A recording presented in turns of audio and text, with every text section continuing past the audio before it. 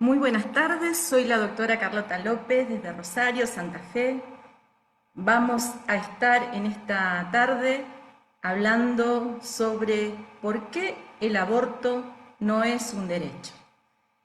Bienvenidos a todos los que se vayan sumando a partir de ahora. Sé que los docentes del Reino están en todo el país y aún en el exterior, según he escuchado al profesor Adrián Castelli. Eh, Bienvenidos a todos a esta charla. Vamos a abordar el tema de por qué no es el aborto un derecho. Y los invito, porque no voy a ser yo la que les voy a decir, sino que vamos a ir deduciendo como en una clase. Aquí estoy con todos docentes. Yo vengo de una familia de docentes, mis dos hermanas son docentes. Bueno, yo agarré por el mal camino de la abogacía, así que bueno, en broma, amo el derecho y en ese camino del derecho vamos a ir desarrollando esta charla. Bienvenidos, voy a tratar de que a pesar de que es la hora de la siesta, en Rosario, a pesar de que es una gran ciudad todavía, se duerme la siesta y sé que en muchos lugares también. Así que espero no aburrirlos y que pueda ser una linda charla. Si vamos a hablar de aborto, no lo podemos hacer si no hablamos del contexto internacional.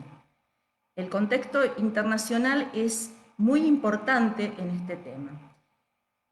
En el 2018 nos amaneció un día el presidente Macri y dijo voy a mandar un proyecto de ley al Congreso así de la nada.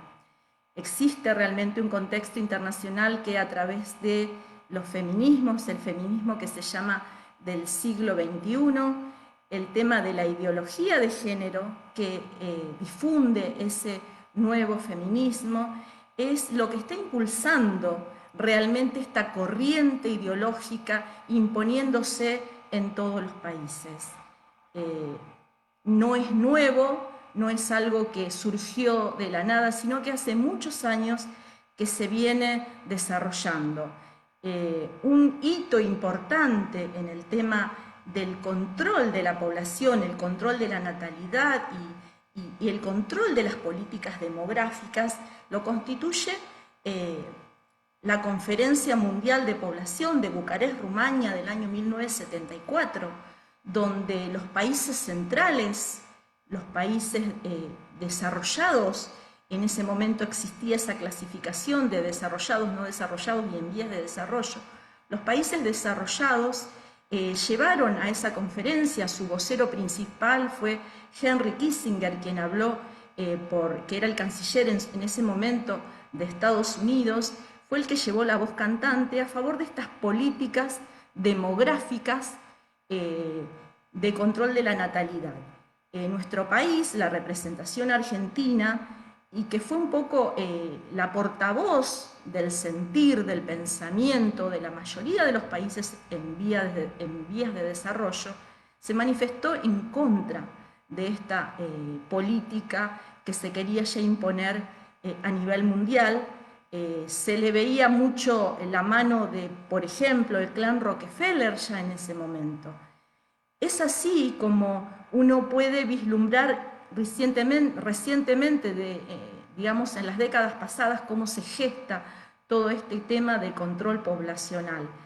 Me gusta siempre acudir a las fuentes, y hay un libro muy interesante, que de paso hago publicidad, pero no cobro comisión, que es el libro Aborto Ya, la orden del poder financiero, de nuestro colega y socio fundador de Abogados por la Vida, el doctor Pablo Schurman. Es un libro que no puede faltar en nuestras bibliotecas de cómo es que se gesta toda esta idea y cómo realmente es una orden del poder financiero mundial el tema de la imposición de las políticas de aborto. ¿Qué decir de los organismos internacionales? Las Naciones Unidas tienen una agenda 2030 donde está, cuando uno dice agenda, tengo una charla que se refiere a eso, a la agenda, porque son políticas programadas y con fechas y plazos de cumplimiento. Es a nivel mundial, Naciones Unidas, lo podemos ver también en la OEA, lo podemos ver en los organismos financieros de crédito, como son el FMI, el Banco Mundial, el Banco Interamericano de Desarrollo, y ustedes, ya no es ninguna novedad que yo digo ya la letra chica, no tan chica, porque ya cada vez más evidente, que en los préstamos está la condición de que se apliquen políticas de aborto, digo yo como algo, como ya los métodos anticonceptivos tradicionales y los que son realmente métodos anticonceptivos no le han dado resultado a estas políticas, tienen que venir ya por algo más drástico, que es directamente matar a los niños por nacer. Es algo que, bueno, en estos días entró en el Congreso de la Nación el proyecto de lo que se llama la ley de leyes, la ley de presupuesto, donde se ve que hay un porcentaje muy alto destinado por el Estado, quitándole quién sabe a cuántos otras áreas tan importantes como la salud o la educación, destinados a las políticas de género. Y cuando se habla de políticas de género, tenemos que ver detrás de eso que en realidad se está propiciando el aborto como una política de Estado, lamentablemente. Lo vemos también en las llamadas ONG, el tristemente célebre Soros y siempre sus aportes económicos, obviamente, a lo que son las movidas en favor de las leyes de aborto. Lo vimos en el 2018, como en los distintos espacios políticos, en el amplio espectro, de izquierda a derecha, centro, Soros como un buen jugador apostó sus fichas a todos los diputados, a distintos diputados de distintos frentes, a los fines de lograr esto. Que decir, bueno, de Bill Gates y lo que nombré antes, el clan Rockefeller. Hay intereses económicos, hay intereses puntuales, más allá de lo que después voy a hablar al final del tema espiritual que no podemos desconocer como cristianos que somos, pero existe un plan diseñado a fin de que los países, especialmente los países más pobres, cuya única riqueza, creo que todo país, el principal capital que tiene una nación es su población, es su pueblo. El término de derecho político es pueblo, ahora se utiliza mucho hablar de gente, pero el material humano, el capital humano es lo más importante que tiene una nación. Si nosotros diezmamos a una nación a través de cercenarle la posibilidad de multiplicarse demográficamente, lo estamos limitando a esa nación y estamos limitando su desarrollo y estamos dejándola indefensa ante las políticas de dominación que vienen. Y esto, lamentablemente, es transversal a todos los partidos políticos, a todas, porque los intereses económicos, queridos amigos, está por sobre las ideologías. A veces nos enfrentamos entre nosotros diciendo tal gobierno, tal persona o tal otra o tal. No se trata de personas, se trata de una decisión a nivel global que va cada vez influyendo más y más.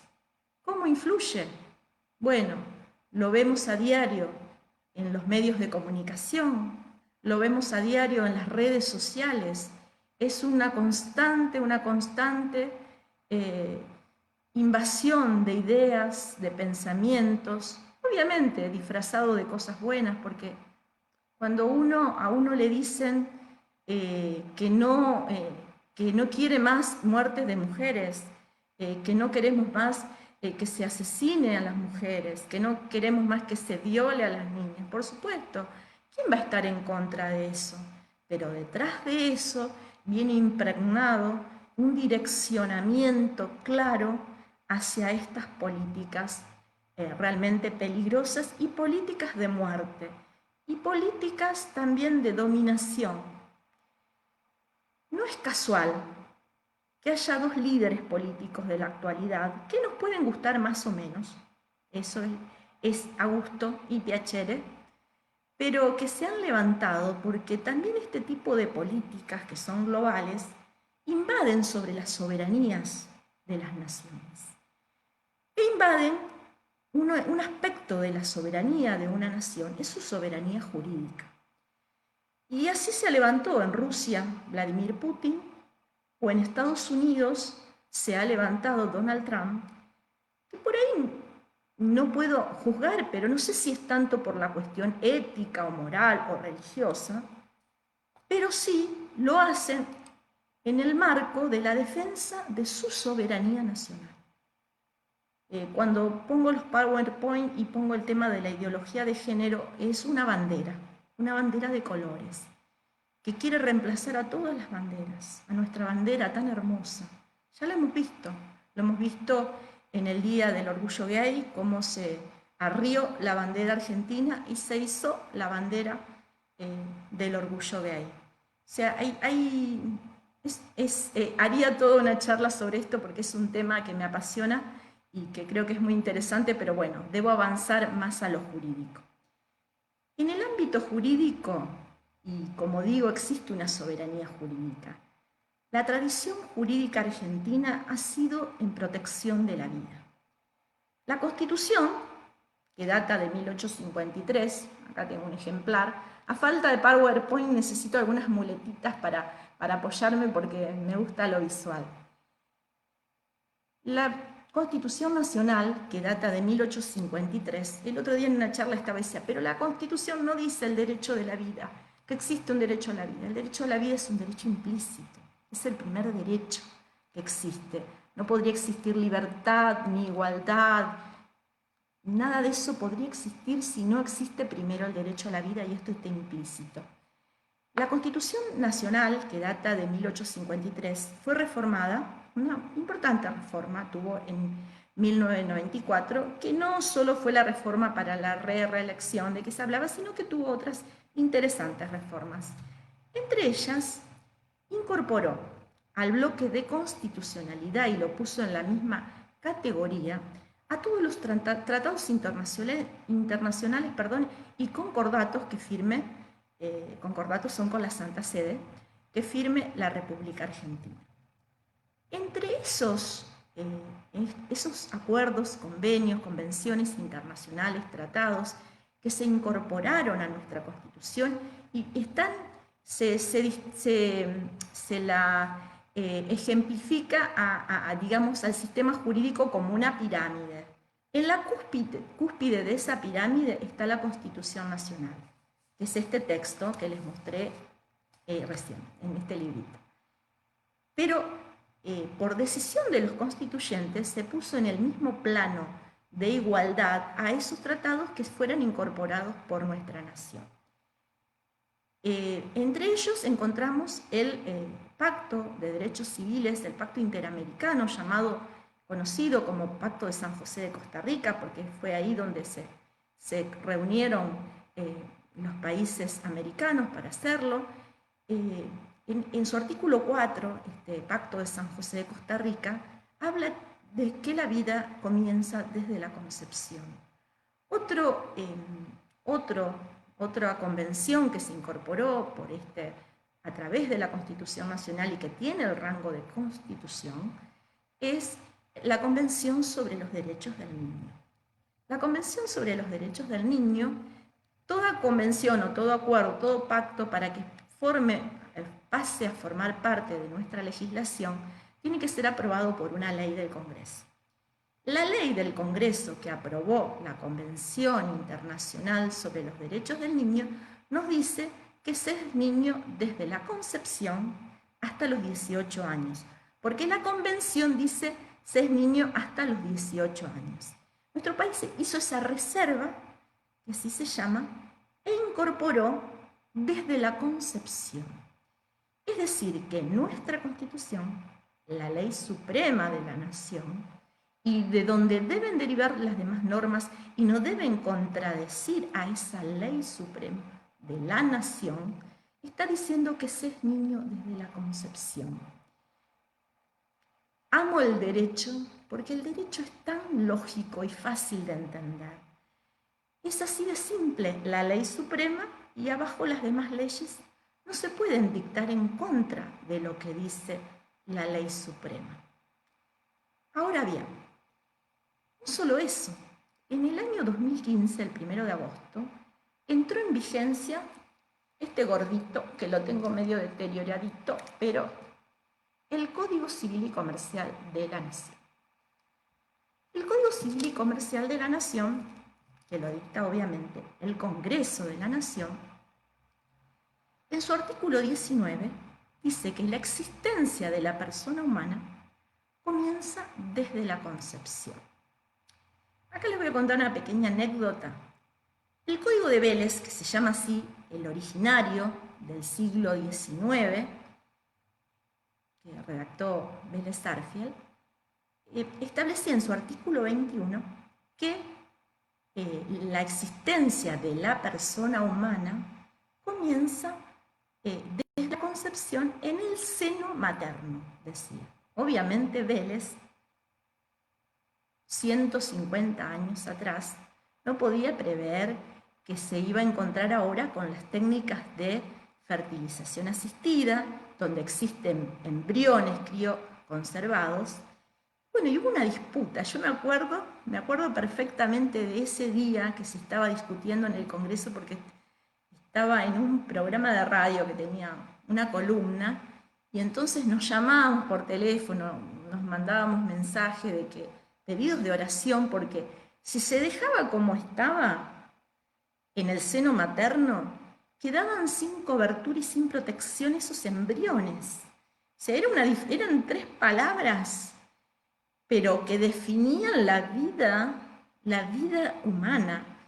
Y bueno, pusimos en oración y estuvimos ahí, y bueno, y al final quedó el artículo, se le quitó en el seno materno y quedó así, que comienza desde la concepción, el Código Civil.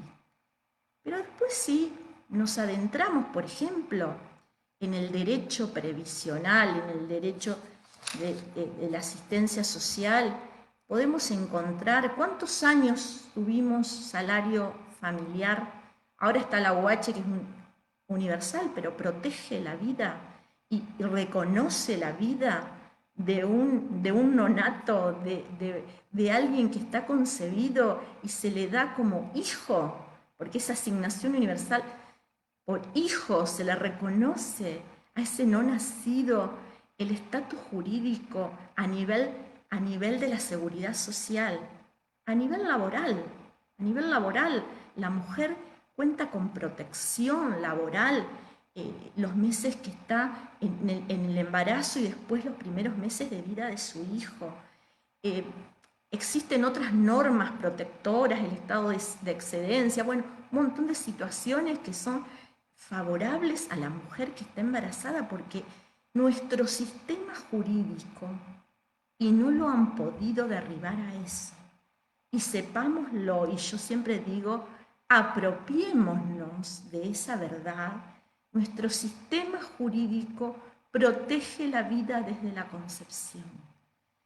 El derecho de daños, tenemos 2 famosos casos, el caso Píparo, donde se perdió ese embarazo por un robo, se le reconoció a la madre el daño de haber perdido a su bebé. El famoso caso de la Hiena Barrios, que chocó y mató a la embarazada y al bebé, se le reconoció los derechohabientes, se los indemnizó porque se reconoce que hay vida, el derecho lo grita y hay algunos que no lo quieren escuchar. Bueno, ahora vamos a entrar ya en el meollo. Espero no ir tan rápido, tengo miedo de quedarme sin tiempo.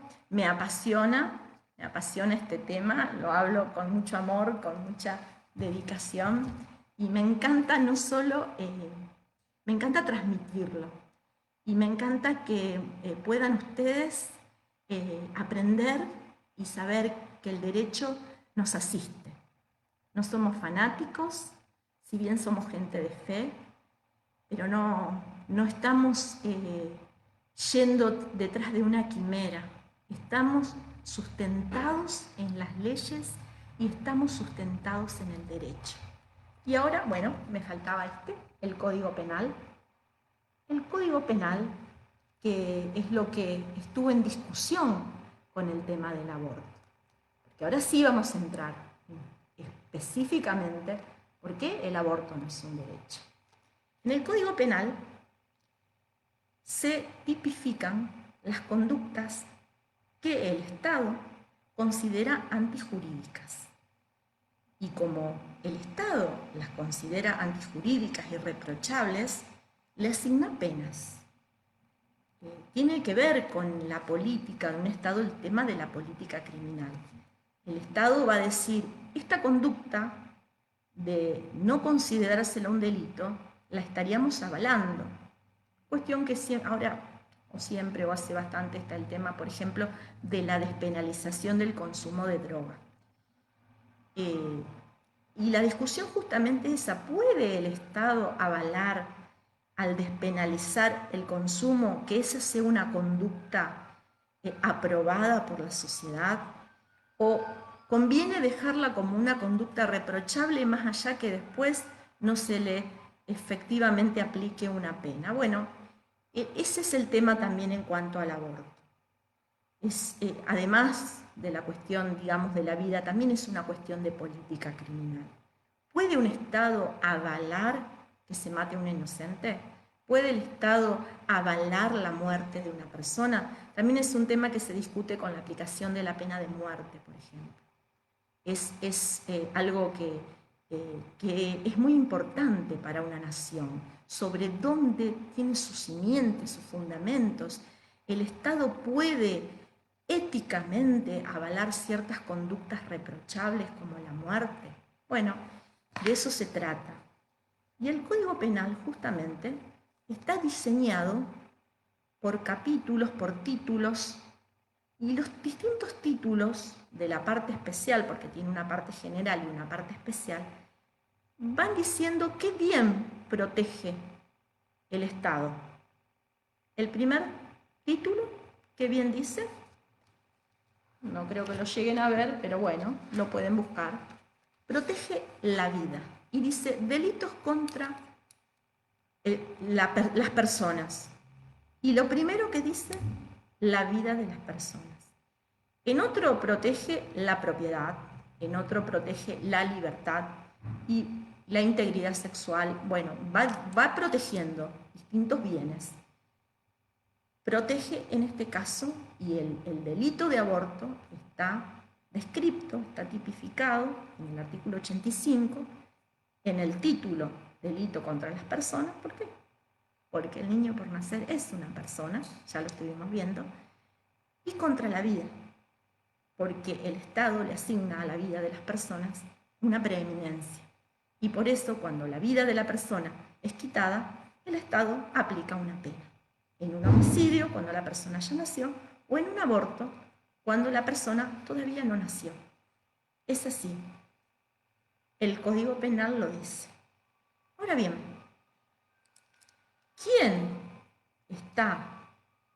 ¿a quién la ley, la Constitución Nacional, le otorga la atribución de dictar una ley penal?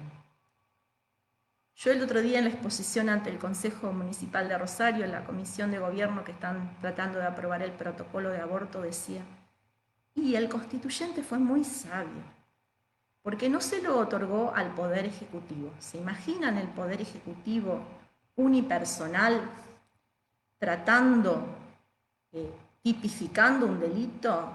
Yo, a mí que me gusta el fútbol y soy hincha de Newell's Old Boys, diría, tipifico un delito, yo presidente tipifico un delito, los que no se asocien a Newell's Old Boys tendrán la pena. Sería muy arbitrario. Sería muy arbitrario dejar en manos de una sola persona tipificar un delito. Tampoco se lo otorgó al Poder Judicial. Si bien hay distintos tribunales que son colegiados, como la Corte Suprema de Justicia de la Nación, quien debe interpretar la ley, no tiene las facultades porque, una, que no se lo elige directamente, tienen un tipo de elección indirecta y no dejan de ser pocas personas.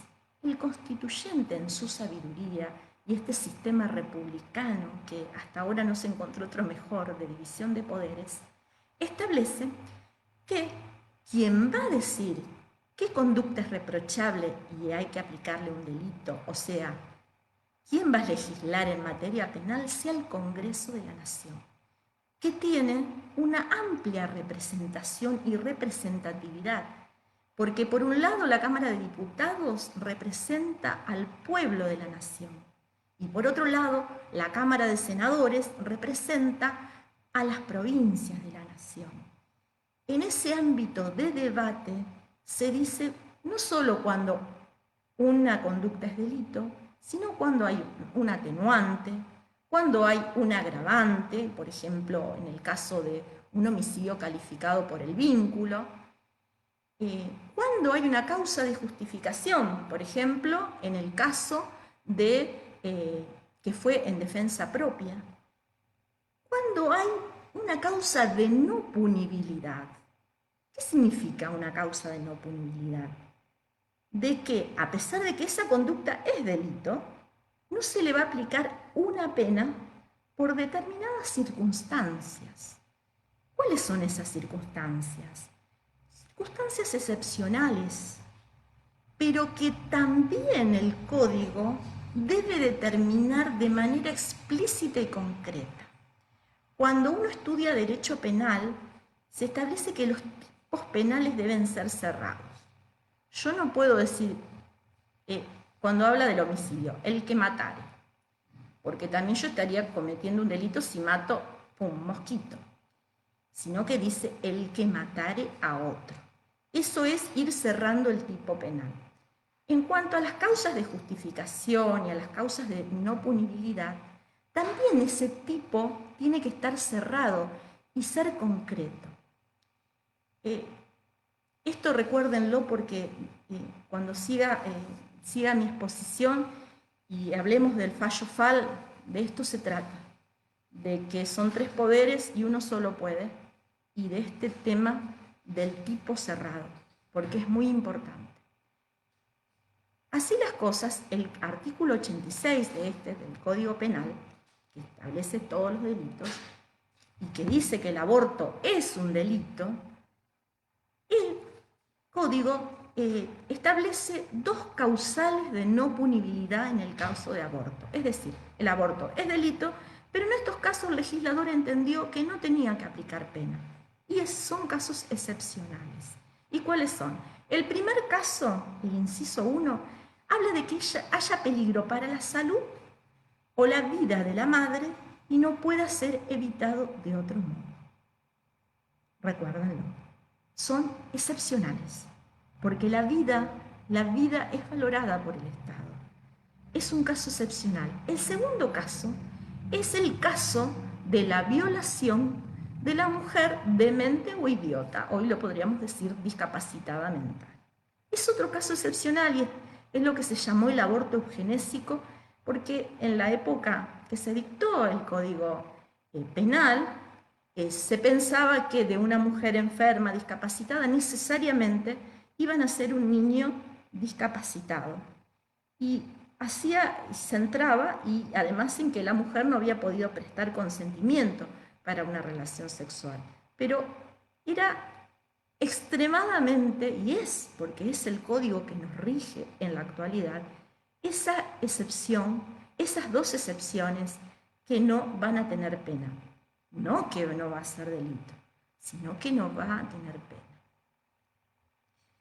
Lamentablemente, un día llegó a la Corte Suprema de Justicia de la Nación, y creo que no es casualidad, porque también en esa escalada internacional de ideologías y de presiones y de intereses, un día le llegó a la Corte Suprema de Justicia de la Nación en el año 2012, el famoso caso que después derivó en el fallo FAL, las iniciales de la mamá de la menor, que fue abusada por su padrastro y por lo cual quedó embarazada y que se le realizó un aborto en la provincia de La Pampa. Bueno, Se discutía si eso era punible o no punible, porque no era una mujer demente o idiota como dice el código que tipifica y que tiene cerrado y que no se puede agregar otras causales que las que existen.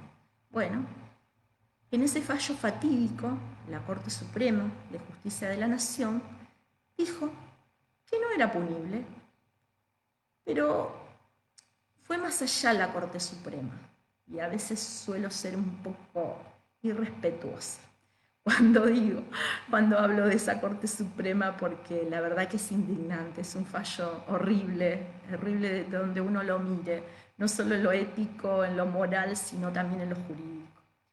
La Corte Suprema dice que esa causal que decía el código se aplica a todos los casos de violación, pero no se queda ahí la Corte Suprema, sino que extralimitándose en lo que son sus funciones, aconseja, les recomienda a los tribunales inferiores de todo el país que apliquen el mismo criterio en todos los casos en que se juzgue una situación similar, es decir, de violación, sin importar si es una mujer demente o idiota.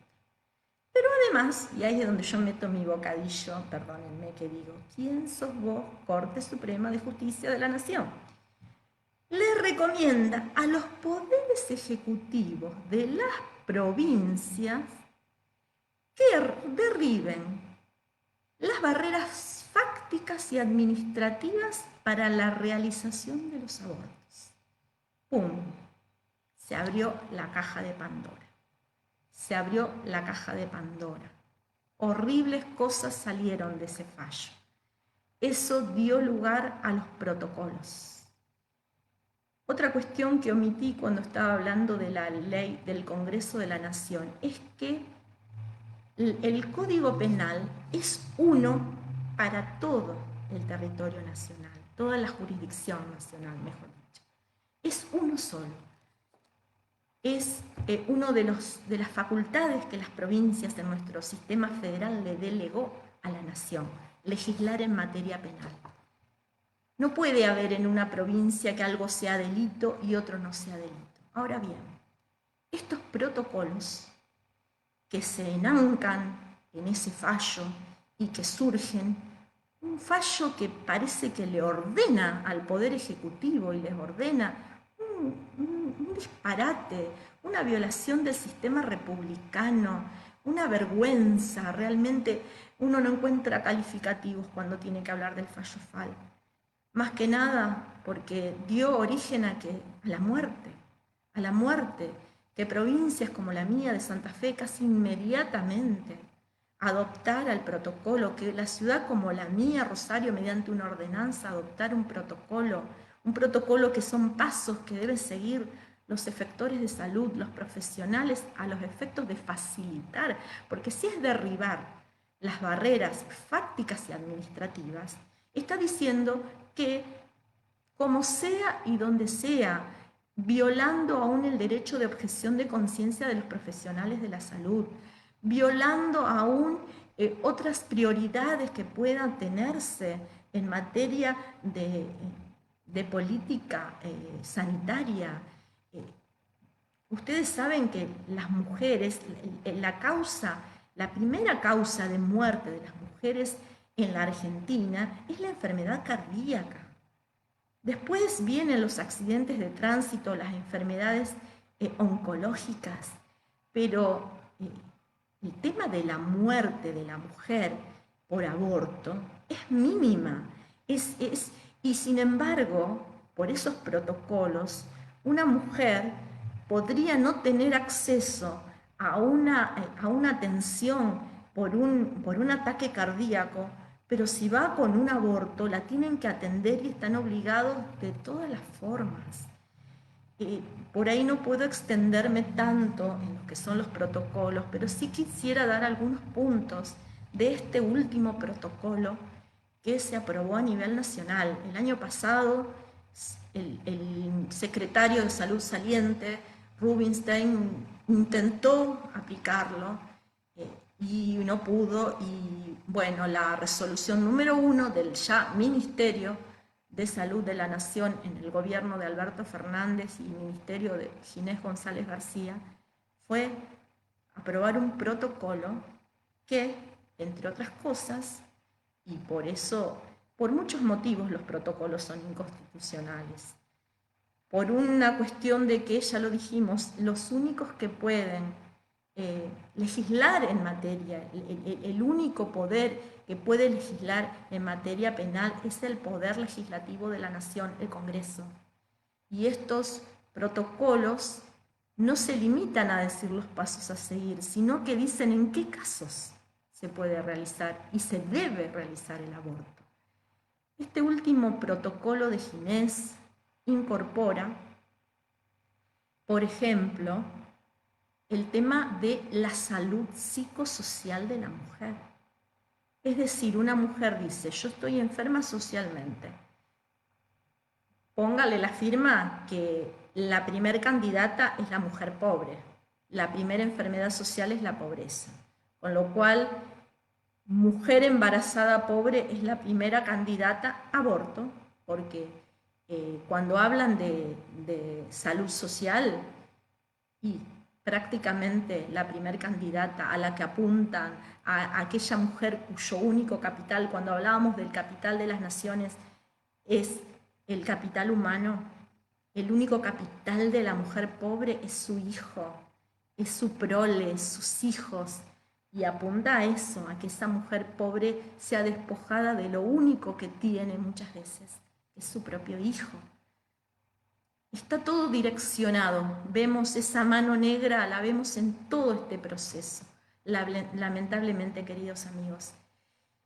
Y bueno, como eso, el protocolo limita la objeción de conciencia de los profesionales. Si algo estamos los abogados que defendemos la vida y particularmente la asociación en la cual presido y trabajo arduamente, que es Abogados por la Vida Santa Fe, es atender la consulta de los médicos, dar charlas por el tema, y enfermeros y todos los trabajadores de la salud, por el tema de la objeción de conciencia, como es avasallada.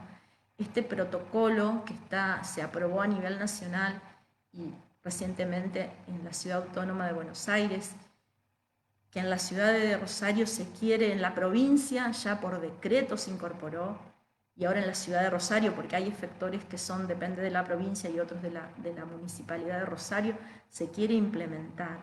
Viola completamente este derecho de objeción de conciencia que tiene raigambre constitucional. Además, bueno, una invisibilización del niño. Me tocó en esa exposición que les decía hablar justamente de esa invisibilización, y habla solamente del embarazo de la mujer, porque dice ILE, interrupción legal del embarazo. Quedaría muy feo que digan asesinato de niños, ¿verdad? Porque si algo usa toda esta ideología son los eufemismos. Y un eufemismo que me indigna y que nos indigna como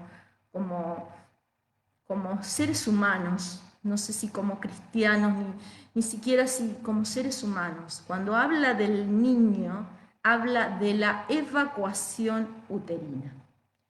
Textual, evacuación uterina, este protocolo. Bueno, además de permitir que a una niña de 13 años se pueda hacer un aborto sin consentimiento de sus padres, no se puede poner un piercing, les digo, según el Código Civil, sin consentimiento de los padres porque es invasivo, pero sí hacerse un aborto. Es decir, que estos protocolos no solo modifican el Código Penal, sino que también modifican el Código Civil, como verán. Son totalmente abusivos y avasallantes de los derechos. Bueno, vamos a ir cumpliendo con el tiempo y vamos llegando a la conclusión de por qué el aborto no es un derecho. Y me gusta hacer esta distinción porque son preguntas que surgen en las charlas, y es, ¿qué diferencia hay entre no punibilidad, legalización y derecho?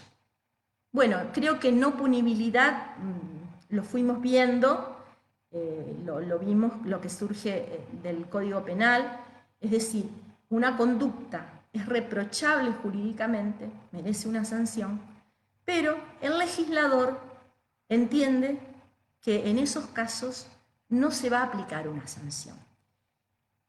Al respecto, querría comentarles que el año pasado hubo un proyecto de modificación del Código Penal instado por el presidente Macri el año pasado, en el que estuvo trabajando el doctor Mariano Borinsky, un camarista de la ciudad de Buenos Aires, un camarista penal. Él estuvo trabajando y nosotros estuvimos con la gente de Abogados por la Vida en una conferencia que dio. Y bueno, el proyecto ese apuntaba justamente a mantener en el Código Penal el delito de aborto, pero aumentando las causales de no punibilidad. Objetable, sí, objetable, no estamos de acuerdo, pero por lo menos se iría por las vías legales que corresponden. La legalización ya sería sacarlo al aborto del Código Penal. Ya no es una conducta reprochable jurídicamente, no merece pena, es válido realizarla sin que tengamos ninguna sanción. Es legal, lo puedo hacer, no hay problema, me permite sin que tenga una sanción por ello. Ni la mujer, ni los médicos, ni el que ayuda, nadie. Eso es legalizar, aceptar algo como que es bueno para la sociedad y por lo tanto avalarlo y una conducta que al Estado le parece bien. Legalizamos el aborto, nos parece que es bueno matar a los niños. Esa sería la lectura un poco torpe mía, no jurídica. Y la tercera cuestión es la de si es un derecho. Y vinimos viendo que nuestro sistema jurídico, ni ningún sistema jurídico del mundo puede considerar que el asesinato de otra persona sea un derecho. Pensaba yo en la evolución de los derechos. Existen derechos sociales que en un punto, de los trabajadores, por ejemplo, que en un punto implicó pérdida de algunos derechos o privilegios que pueden tener ciertos sectores. Puede ser que los derechos laborales hayan implicado la pérdida de privilegios de los sectores patronales, por ejemplo. Pero esto es muy distinto, porque está cercenando el derecho de la vida a la vida de otro ser humano. Nunca, además, jurídicamente, no podemos captar la evolución, no se da en la razón de cómo un delito puede transformarse en un derecho. Los derechos nacen de la dignidad del ser humano. La dignidad del ser humano nunca implicaría eliminar a otro ser humano, con lo cual nunca el aborto puede ser un derecho. Y conversando con el profesor Castelli, con Adrián, de lo que estamos viendo y cómo vienen las leyes de educación, vemos justamente que el aborto pretende entrar en las leyes de educación a través de la educación sexual integral, de la famosa ESI, pero que no nos oponemos ninguno a que haya educación sexual, pero con ideología de género. Y acá, si bien no voy a profundizar mucho en el tema de ideología, porque bueno, hay mucho material y en estos tiempos se está dando muchas charlas sobre el tema, pero bueno, cuando hablamos de Judith Butler y su idea de la deconstrucción del ser humano y de la idea de que el ser humano puede construirse a sí mismo, en eso hay un concepto que lo he visto, acá en Santa Fe están tratando, en la Cámara de Diputados tuvo ya un dictamen favorable, lo habrán visto en las redes, y lo vi en varios de los proyectos que andaban dando vuelta, ese concepto que está tomado justamente de la ideóloga de esta corriente de ideología de género que es Judith Butler, y es la soberanía del cuerpo. Ustedes saben que soberanía es un concepto que viene del derecho público. Lo hablamos hoy, soberanía tienen los estados. Soberanía es un poder sobre el cual no hay otro poder. Si nosotros incorporamos ese concepto que el cuerpo del individuo tiene soberanía, no habría poder sobre ese, ni ley ni autoridad que gobierne sobre mi decisión. Mi cuerpo, mi decisión. Soberanía del cuerpo. Pero este aquí, dijeron los viejitos, que el niño por nacer que puede estar en el cuerpo de una mujer no es mi cuerpo. Y es una verdad de perogrullo. Creo que hasta un niño sabe que el bebé que patea, que tiene mamá en la panza, mi hermanito, es otra persona distinta a mamá. Bueno, ahora bien, la ideología le impide ver lo que la biología, las evidencias están diciendo.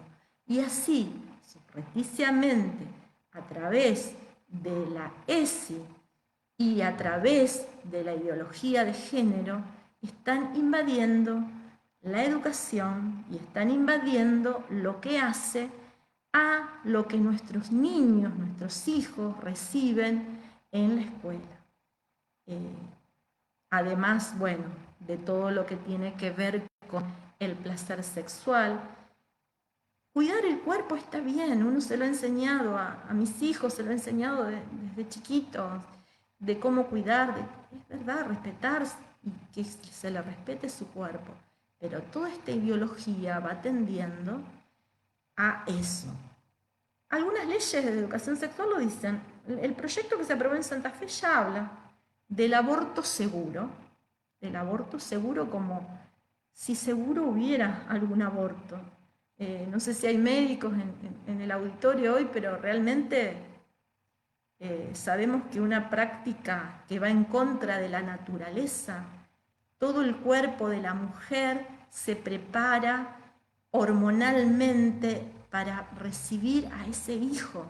Cuando eso se ve frustrado, y lo pueden saber muchas mamás que han perdido a sus bebés en abortos que fueron espontáneos, de cómo todo su sistema hormonal se ve afectado. Y sé que me han contado muchas mujeres cómo todo se resiente su cuerpo. Imagínense, ningún aborto es seguro. ¿Quién puede hablar de que existe aborto seguro? Más allá de que sabemos que están aniquilando a un niño, pero no existe el aborto seguro y eso es lo que están propagandísticamente promoviendo en las leyes de educación sexual integral. Bien, espero que hayan comprendido hasta ahora. La verdad que me apasiono, me gusta y a veces quiero decir, por ahí he ido rápido para no ser, porque quiero llegar a una conclusión y una reflexión espiritual sobre todo esto. Además de ser abogada, soy una sierva de Dios, alguien que sirve al Señor y que nada de esto que estoy haciendo lo podría hacer si realmente no existiera un llamado de Dios a servirlo, a servir a Él y a servir a mi prójimo. Y analizando el tema de que el aborto no es un derecho, es un delito. Pero eso jurídicamente. Pero el aborto no es un derecho, porque la vida no es nuestra, la vida es de Dios. Y estos días que estuve reflexionando, uno a veces en la vorágine no se detiene a reflexionar y en muchas cosas, pero decía, ¿qué es la vida? La vida es una persona.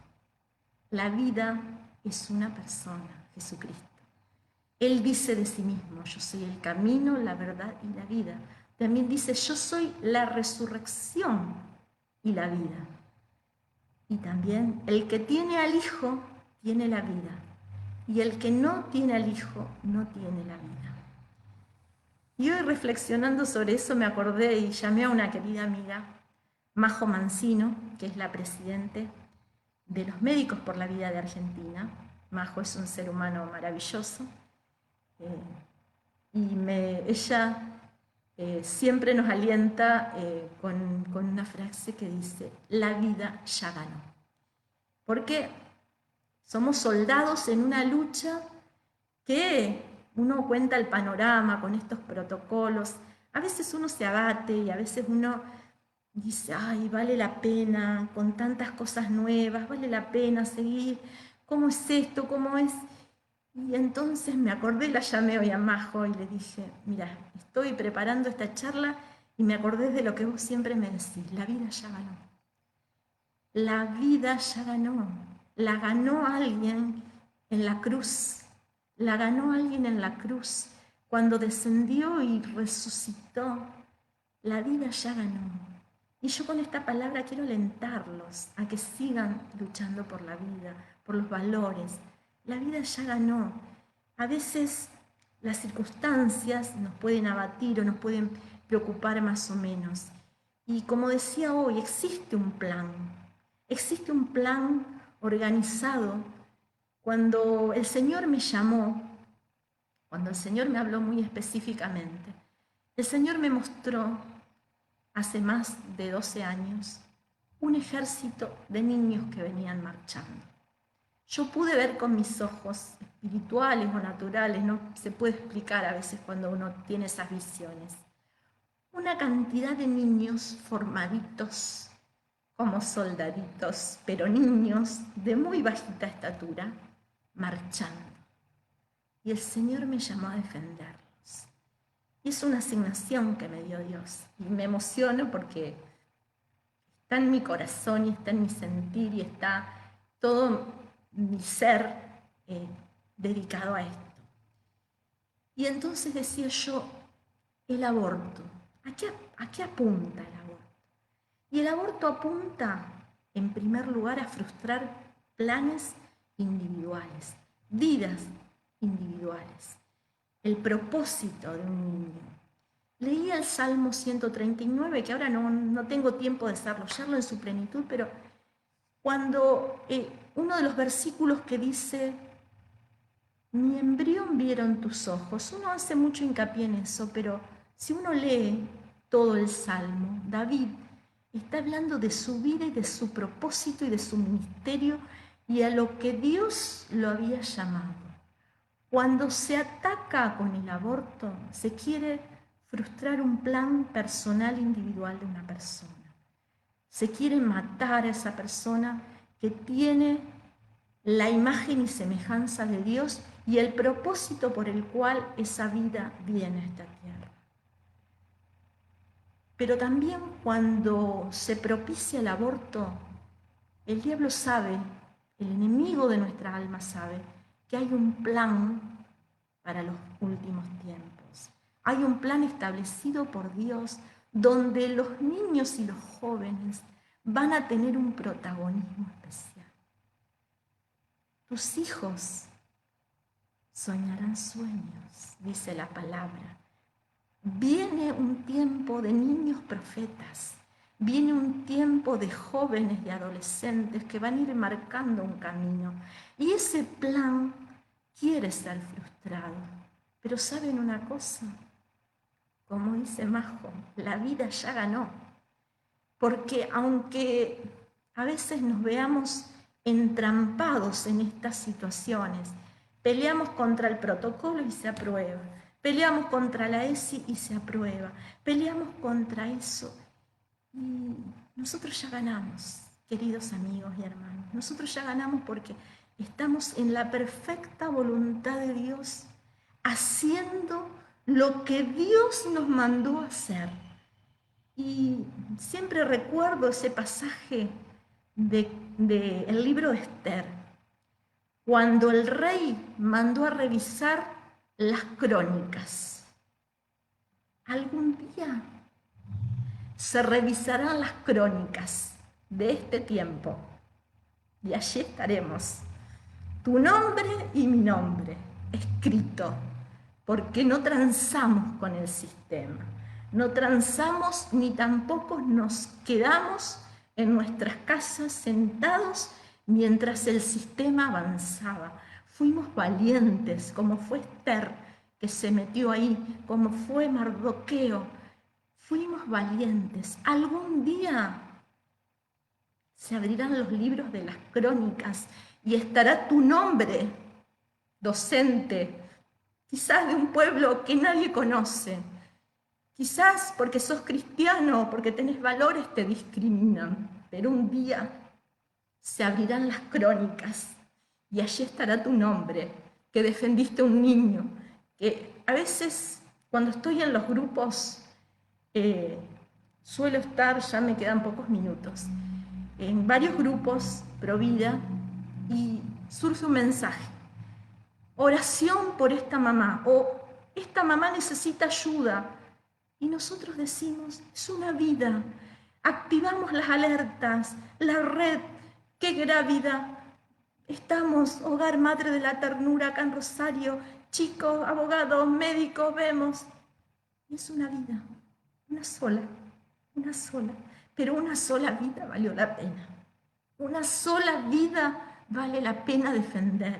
Así que yo los aliento, queridos hermanos, luchadores, amigos, que están en esta senda.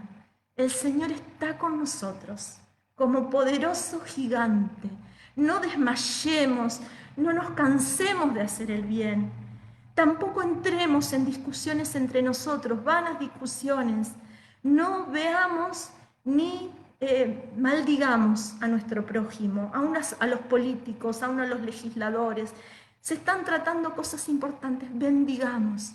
No nos cansemos de hacer el bien, no nos cansemos de hacer el bien, porque a su hora vendrá la recompensa. Algún día se van a abrir las crónicas y allí estará tu nombre y mi nombre. Muchas gracias.